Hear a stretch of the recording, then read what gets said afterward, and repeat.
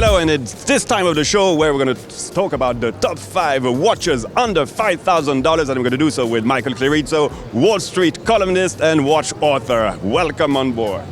Hello there, Marc-Andre. It's Wall Street Journal, by the way. Yeah. Anyway, Did I say? that's okay. I don't really mind. Just the Wall Street. No, it's all right. I know what you're like. And I know it's, late, you're tired. Actually, it's early, but it's a late in the fair and you're tired, all that kind of stuff. Now, I have a new word for you, okay? How's your Yiddish? Do you speak Yiddish? You speak a lot of languages. Yeah, but not Yiddish. No. Not Yiddish. Okay. When you want to say congratulations to someone in Yiddish, say for a baby being born or graduating from college or something, do you know what you say? I don't. You say Mazel Tov. Oh, Mazel Tov. Okay. Mazel yeah, Tov. Sure. Yeah. Now, so what do you say to someone who has launched a very interesting and had a very successful watch launch here at Basel? What do you say? Mazel Tov, I guess. Mazel Tov. That's great. You're wonderful. All right, let's now jump into the watches, shall we? The top 5 Basel 2017 under $5,000. Number 1, Oris Dexter Gordon. The long, tall Dex watch, another celebration of another great jazz musician. Oris does this so well, and what they do so well is they manage to make a cool watch. Because, jazz is cool, jazz musicians are cool, but if you try to define cool, you can't do it. If you say, hey, I'm cool, you're not, But somehow or another, whenever Oris does these jazz musician watches, they remind me of wearing sunglasses inside. Because you go into jazz clubs and lots of people have sunglasses on inside in the dark. But I see that as being very cool. It's also very casual. So my first pick this year is the Oris Long Tall Dexter Gordon Celebration watch. It's $1,900 US, and it's a limited edition of 2,000. Mm-hmm. Okay, that's very impressive.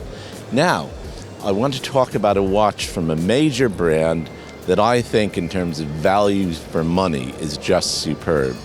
And I always have difficulty pronouncing this. Seiko Presage or Presage. Okay, now it's my turn to, Presage. Sorry. The chronograph. Yeah. It has what is, I think, its most interesting feature, an enamel dial. Now, this watch is $2,800 US. What are you getting for that money? An in-house chronograph movement from one of the major players in the watch industry and one of the most important brands, Seiko. I realize you're probably going to arrange to have me killed later in the day for saying that in Switzerland. But this is an incredible price, $2,800. And it's a chronograph, a wonderful chronograph, and I really like the enamel dial because we have functionality in the chronograph and beauty in the enamel dial, which is magnificently done, as you would expect from Japanese craftsmen. Now, one of my favorite brands in this market segment, Nomis. The Nomis Ahoy Neomatic.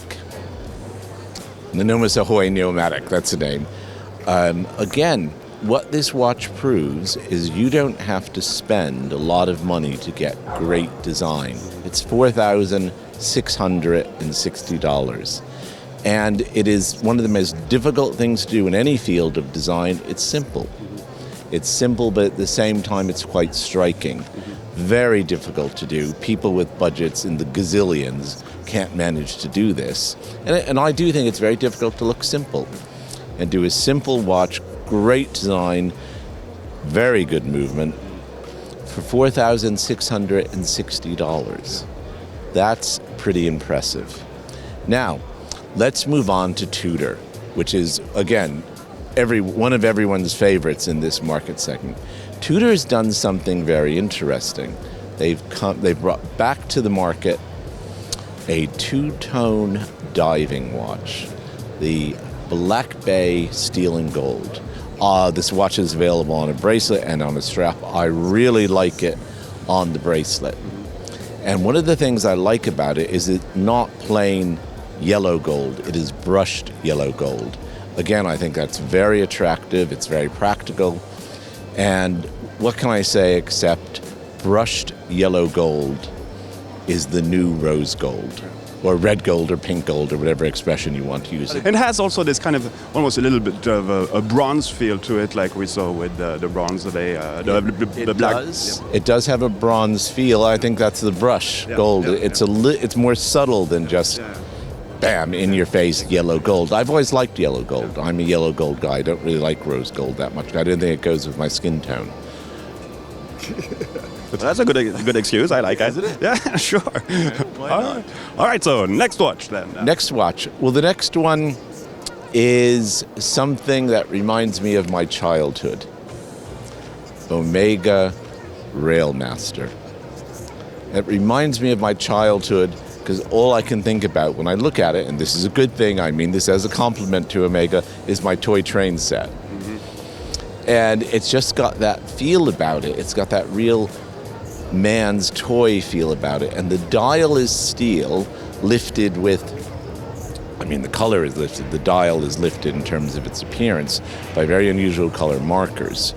And I like that Omega is bringing this watch back. It's bringing it back at $4,900, so it just makes it in to our category.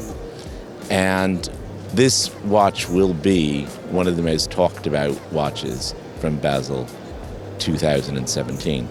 Well, thank you very much, Michael, for your insight into this price category, that's price range. I have to say that we saw quite a lot of watches under the 5,000 mark this time. It's a very important segment. The watch brands realize they have to offer less expensive watches. They also want to attract a younger generation. That means you need lower prices. And again, it's the long-term plan of getting ready for the onslaught of the Chinese brands that's coming. Long-term, that's what they're thinking of. I guess we'll talk about that next year. We can talk about that next year. All right. So, Mazel Tov. Mazel Tov. Thank you very much, Michael.